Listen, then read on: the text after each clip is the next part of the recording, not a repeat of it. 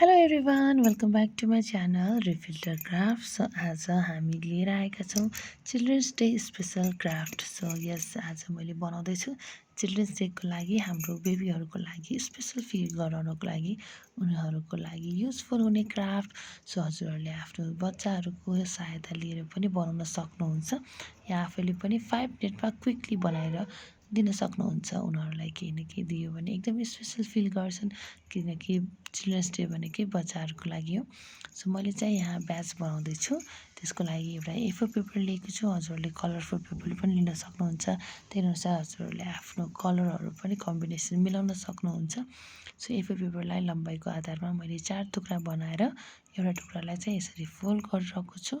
यो फोल्ड गर्ने काम चाहिँ हजुरहरूले आफ्नो बेबीहरूलाई पनि गराउन सक्नुहुन्छ है, किनभने क्राफ्टमा अब बेबीहरूलाई इन्भल्भ गर्नुभयो भने अझै रमाइलो मान्छन् क्राफ्ट गर्नको लागि. अनि यो क्राफ्ट एकदमै सजिलो पनि छ. सो यसरी मैले 2वटा फोल्ड गरेर भ्याइसकेँ. यसलाई ग्लुको सहायताले जोड्नुपर्ने हुन्छ हामीले साइड साइडमा.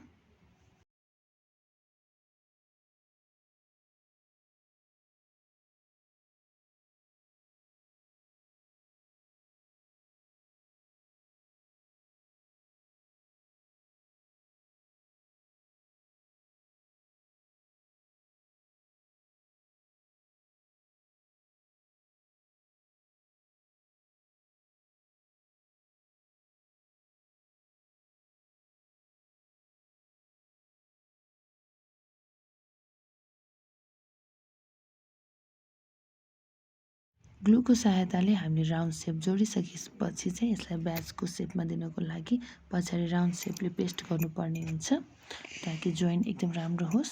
मैले यहाँ वेस्टेज पेपरहरू युज गरेको छु. हजुरहरू पनि क्राफ्ट बनाउँदाखेरि वेस्टेज पेपरहरू युज गर्न सक्नुहुन्छ र वेस्टेज पेपर युज गर्न सिकाउन पनि सक्नुहुन्छ. मेरो च्यानलको नाम नै रिफिल्टर क्राफ्ट छ.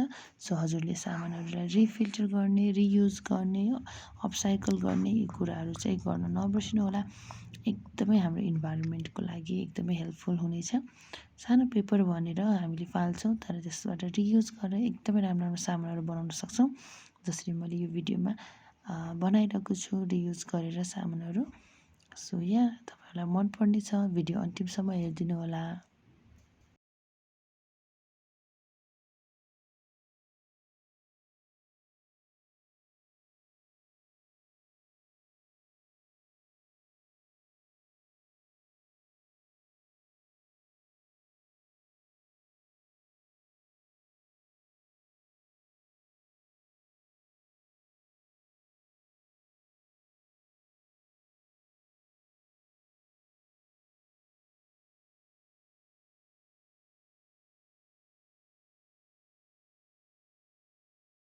फाइनली हाम्रो ब्याच रेडी भइसकेको छ. यसमा हजुरहरूले अझै पनि डेकोरेसनहरू गर्न सक्नुहुन्छ.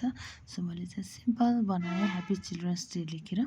सो हजुरहरूलाई मन पर्यो होला यो ब्याचको डिजाइन. होपफुल्ली मन पर्यो भने चाहिँ मेरो च्यानललाई सब्सक्राइब गर्न नबिर्सिनुहोस्. Thank you.